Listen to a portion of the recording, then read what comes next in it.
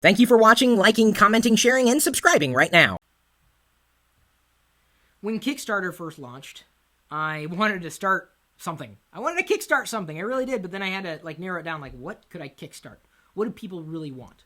I thought about starting a Kickstarter project for Gnome Decks, the conference that I ran for about 10 years, and thought, how would I do that, right? I could set up different levels and say, hey, I'm going to produce another Gnome Decks conference, but only if I reach a certain level of commitment.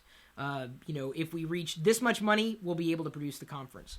And I'd set the bar and let people kind of buy into the idea of, possibly doing Gnome Decks as a conference again. Because so many people said, oh, why don't you do it again?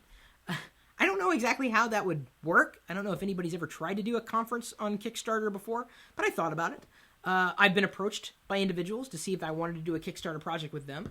It takes a lot of time to do Kickstarter projects the right way. You need so many elements and really expertise on hand to be able to pull off a successful Kickstarter project. And I've seen so many great ideas just kind of fall flat. I've Kickstarted a few ideas, I guess funded or partially funded ideas that just didn't get fully funded because not enough people believed in the idea that was put forth. And that, I think, is the thing that's keeping me back or holding me back from actually trying a Kickstarter project on my own. I'd hate to do it only to not be able to see it through, as in want to see a successful project. That would really upset me. So, the good news is there are a lot of Kickstarter projects that I'm very happy to fund, very happy to see come to fruition. And maybe at some point in the future, I'll figure out a way to do more Kickstarter projects on my own, potentially with partners. But the nice thing about not knowing where I'm starting is that we've created a short guide for you.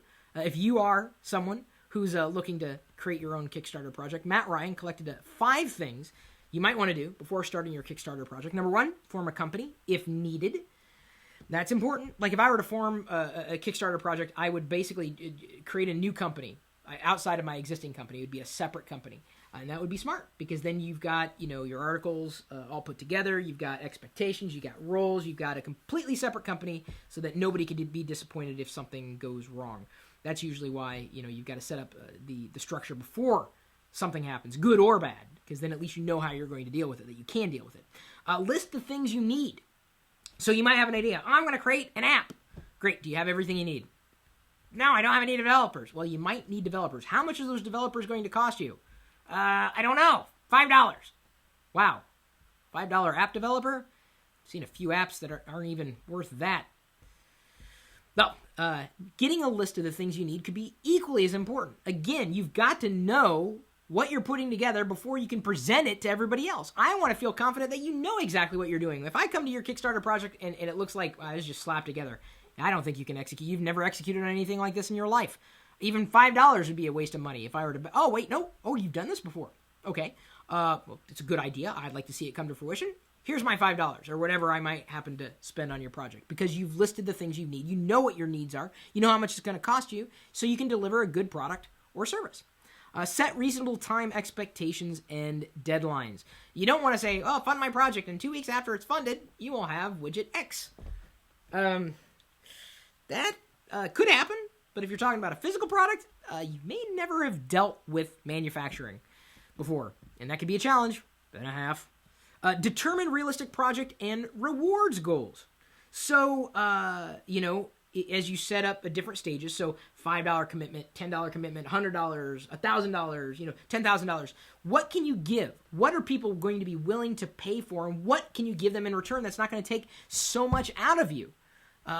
You got to be realistic in the way that you approach things. And, even as I'm reading this list to you, I'm still formulating ideas like, what could I create? What kind of Kickstarter project could I create that you guys could get behind? What would it be? What kind of Kickstarter project could we do? What kind of Kickstarter project would you like to see me do that I could do, that you could benefit from? Is it making something that doesn't already exist, making something and make it work better than it already does? Is it services? Is it software?